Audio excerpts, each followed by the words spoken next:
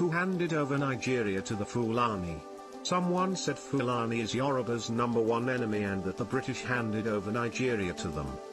This is not the truth. The British did not hand over Nigeria to the Fulani. Parliamentary elections were held in Nigeria on the 12th of December 1959. The result was a hung parliament with no clear majority to form a government.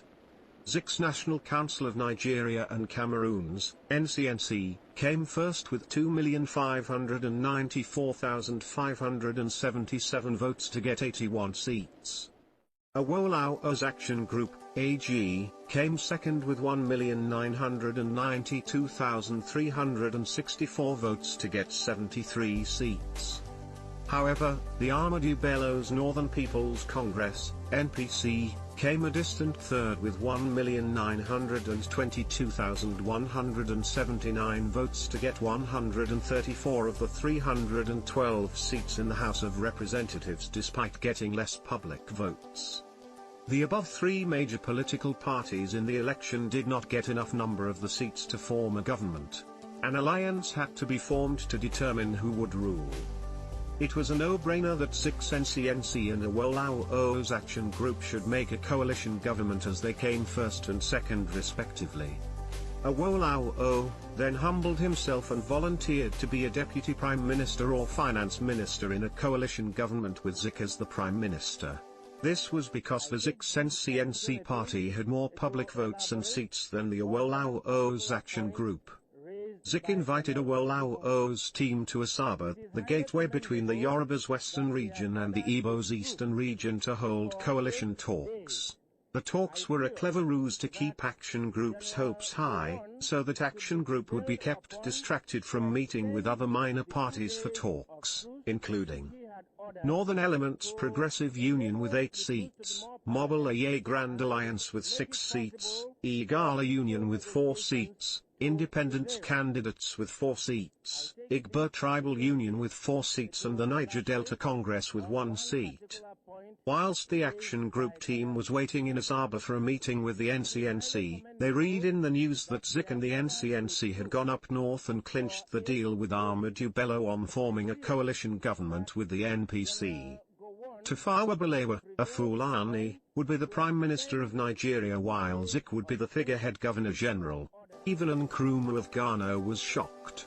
He asked Zik why, having spent so much energy fighting for colonial emancipation and then settling for a toothless bulldog role when Nigeria needed him the most.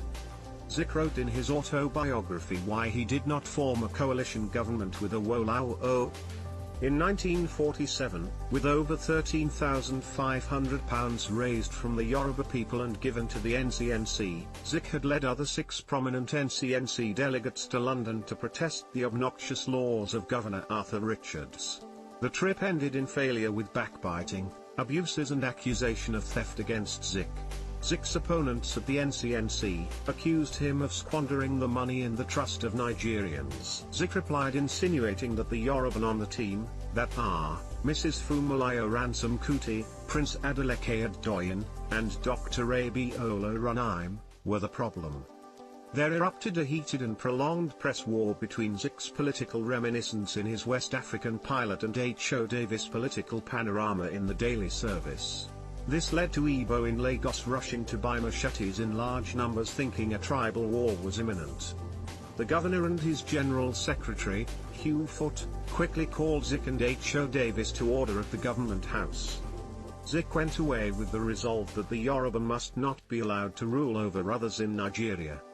And afterwards in the daily service published the speech of Zik in 1949 about Igbo being destined by God to conquer and rule over others.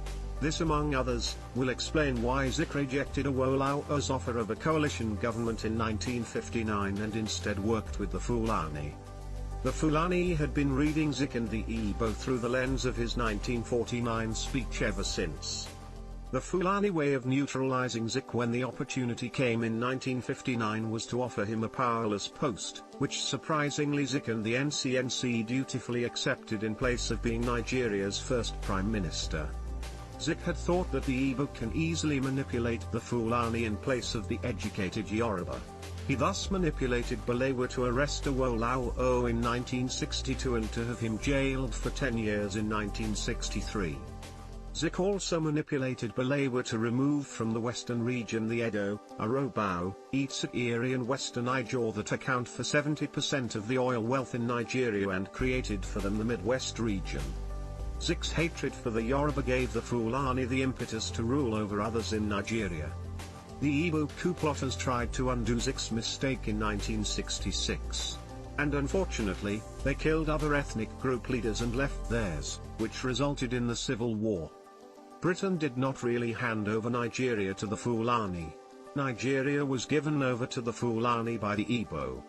However, to hold on to power in Nigeria, the Fulani enlisted the backing of the self-serving career politicians in England. Not many Igbo, especially the young ones, know this narrative. I don't think the Yoruba, even their elders, remember this. Has the leopard changed its spots? No. The Igbo people have always voted for the Fulani since 1959 and continue to do so. Thanks for listening.